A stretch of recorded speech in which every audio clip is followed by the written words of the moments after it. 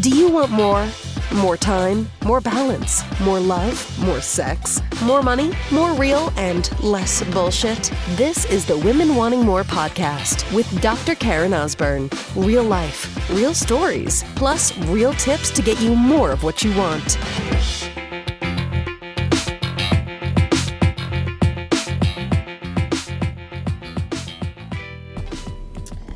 You know, I think sometimes the goal is simply survival, sister. It's survival. I think this notion we have that, like, the goal every day is like a happy day and everybody's getting along in the family and everybody's playing the roles of how we think that things should be, and like that's somehow the ideal of what we always strive for. No, I think it's like when you get those days, you just fucking thank God and say, thank you for this day. But in the same respect, thank you for this day when simply you have survived it. Now that might sound completely cynical, but listen, like this is just real.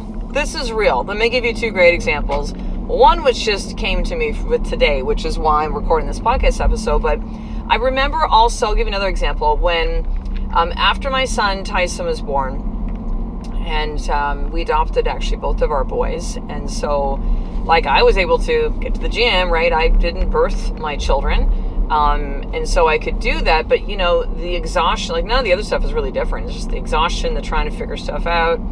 And I remember even when it was like, I don't know, he was a year and a half, because when he was really little, I could bring him in, you know, like the bucket seat, the car bucket seat, the one you just put in and then you can just take it out, and it's the, you know, it's awkward and it's heavy to carry, but it's convenient, right? They're sleeping most of the time. Like, it's easy. I could bring him to the gym.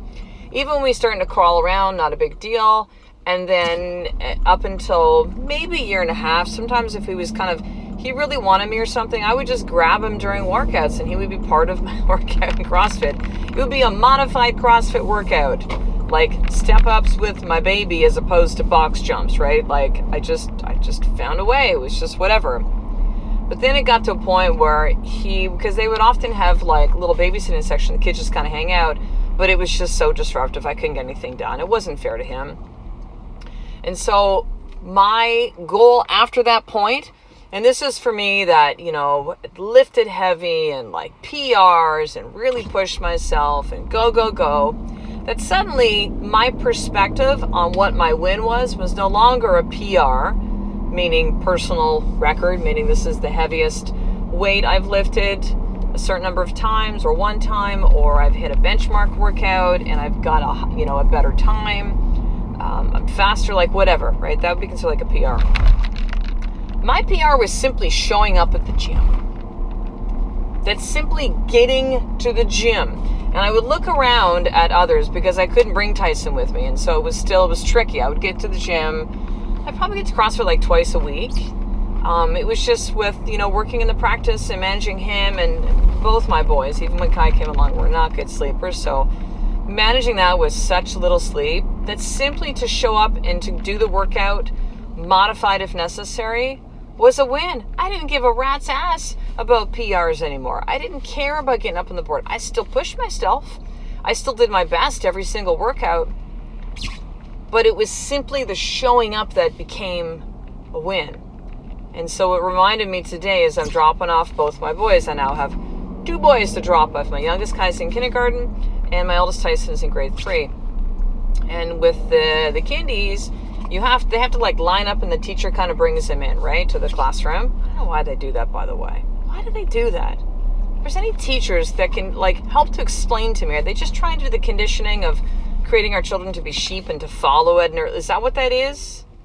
Is that what that is? Follow direction? Because I don't get it, because it's an extra thing now. I would rather have it where I can make sure Tyson gets to his class, even though I know he's almost 8 and he's grade 3, but you know, he's a little head in the clouds and he was having a rough time because he changed where we are in Victoria and BC. The first couple of days that they're back at school, first 3 days or so, they're actually not in their next grade class. They're in their previous grade. And the reason why is that they're kind of figuring out like how many kids are going to be in each class. Are there kids that were registered that just aren't there now? They've moved to a different city. They're in a different school. So there's new kids coming in. Does the board need to give them a new teacher? Like, there's all this stuff where they're kind of just shuffling and figuring out what kids are going to go in what class. So by the end of the week on Friday, it's like they're in their class, right? So the first, 3 days or so back, I think it's just hanging out, playing, maybe doing a little bit of work, but not so much, just kind of a little slow entrance into school. And so Tyson was in a class on Friday, and then on Monday, the principal talked to me and said, hey, we'd like to put Tyson in a different class. We think this would be more appropriate for him. We think this is a teacher that does a lot of movement with the class. And I'm just like, as soon as he said this, and it's a male teacher, and I don't know, I just kind of feel in some ways that Tyson needed to be with a male teacher. He wanted to be with one of the other ones, but he didn't get that teacher. And so they're like, she was just like, we just really think that would be a better fit. I'm like, okay, great. So we brought him in, and he was all pumped about it yesterday. And today he decides, he's like, I want to switch back now. And I'm like, no, Tyson, doesn't work that way, buddy. You can't go and then switch back. Like, this is your teacher. And I think it's a different energy, right? It's a little bit more strict-ish, I would say, than maybe he's had in the past. But I remember he didn't like his grade 2 teacher at the very beginning, and then, got used to all that. So it's just changed. It's just changed for Tyson. So after dropping off or waiting line with Kai and seeing him kind of go in, I think Kai's hungry, even though we talked about, buddy, you can't be like eating as class is starting. Like, this is why mommy asked you like about 3 times, would you like some more food? No, I'm full. And then as we're about to go in, I'm hungry. And I'm like, oh, dude. So I'm trying to get that sorted out. And then I drop him off. I go up to the classroom. Tyson's knocked over a water bottle. Mommy, you didn't screw the cap on right. Of course, it's always mommy's fault for stuff. I'm like, all right, well, it looks like your friend's helping out. Talk to the teacher. Hey, FYI, all of his school supplies are in his bag. He keeps forgetting to take them out. Like, it's heavy as shit. That's where they are, kind of thing. And then I'm walking. Hey, give Tyson their kiss. I'm like, have a great day, buddy. I'll see you pick up. It's going to be an amazing day. And I'm walking out, and I see their mom where she's just like, another day, and she's kind of like pumping her arms in the air, right? And I kind of know what that means. It's like another day survived of the drop-off. Like, literally, it is just like a survival. I thought it was hard with like Tyson sometimes because he can be very challenging in the mornings, even though I've got lunches all prepared. I made homemade chocolate chip muffins this morning. Like the timeline, right? Of like, hey guys, we got 10 minutes. Okay, now we're going to get dressed. I have to kind of like keep my kids moving throughout the morning. Otherwise, they're just too young and to understand, if you're a parent, like concept of time, like all that, right? And they're often kids that I have to tell them something 3 times. It drives me insane a lot of days, but I'm like, okay, these are my kids. I just have to give them lots of reminders. It's what it is. So it's what it is, right? So everything is prepared and close out and all this, but yet, since we started back, like, it's just a fucking shit show. It's a shit show. Kids are fighting. Like, they're literally like screaming at the top of... If you ever hear like kids like shrieking, you're like, oh my God, those kids are so loud. If you don't have kids or somebody else's kids, it's like, dude, you have no idea. You don't fucking know like the kind of shit that we manage as mothers, as parents.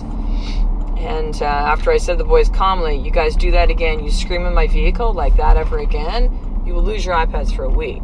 There's no warning anymore. Like, that's it. There's no more of the screaming. They're fighting, they're interrupting each other. Then one gets upset because they're interrupting. I'm just like... Then I play Little Sir Mix-a-Lot. Little baby got back. They think it's funny. We get to school. Then there's more problems with them. And I'm dropping them off, and I'm like fucking exhausted. I'm just like, you know what? Today was a win because I survived. I survived the drop-off. And it's this craziness of like, I want to have this thing in my mind where it's like, I love you, mommy.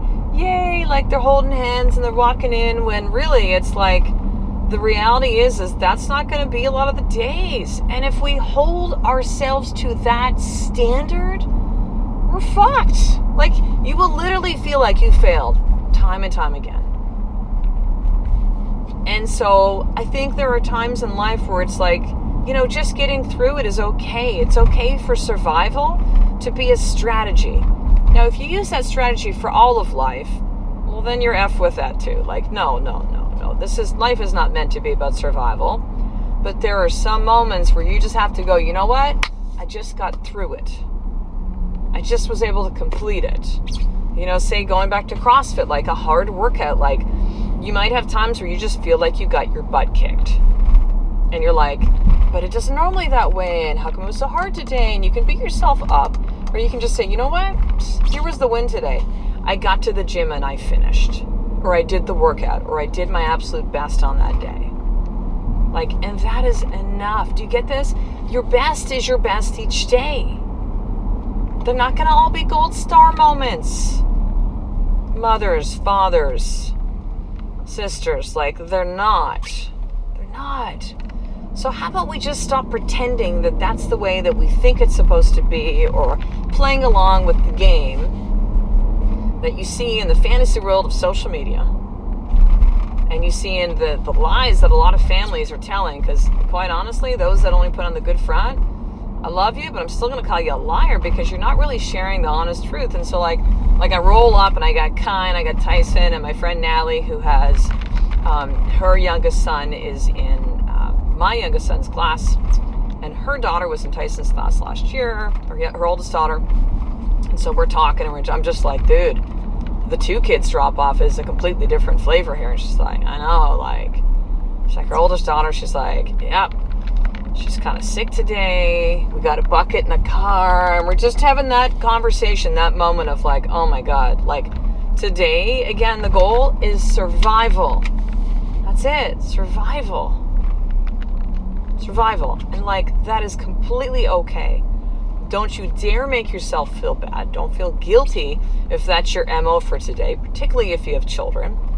But listen, even if you don't, maybe it's applying to, again, like your workout. It could be something really challenging with your business or work. And you're just like, I just got to get through this day. Now, again, this is not the strategy to use throughout life, because it's not. But there are moments when the strategy of survival is okay. Let me just get through this. Give me the strength today to just finish, complete, get through this day. So here's your more tip for today. Where is it in your life that you're creating then, again, this fantasy of what you think the standard should be? And if you don't hit that standard, you fall short, right? For some of you, you create these insane to-do lists of like 30 things each day, or like just unrealistic. I don't give a shit if you're like, yeah, but I can do this. I got this. No, you don't got it, because you're not realistic with shit. And I know every once in a while you like, you know, pigs fly and you get that massive to-do list done and you feel like you're Superwoman, and then the next day you beat yourself up because you didn't get it. Because it just so happens, something happened, the planets align on that day, but that is not reality, sister. So where is it for you that you're creating this unrealistic expectation of the way that you think things should be? And then where should you just be okay with the days that you just get through it? You just get by. That perhaps the strategy that you start to deploy is now one more about just simply survival and not like the gold star days. So where is it you need to do that? If you're a parent, it's probably with parenting. And then the second piece of this is like, well, it's simply this. This is what's coming to me. It's like, when you see that, you're like, okay, parenting, I'm creating all this stuff about how I think, again, the kids should be skipping out the door and everybody wants to get to school and everybody's loving on each other. And when the kids are like fighting in the car and mad and won't get out of bed and all this kind of stuff, you feel like you're a shitty parent. So where do you need to just like, you need to change the story, right? You need to change the picture in your head of what this is like. And when you have days like I did today, you just kind of go, you know what? Good job, mama. I got through it. The kids got dropped off. Will there be some more shit happening today? Quite possibly. Quite possibly. But today was about survival. So where do you need to see that for you?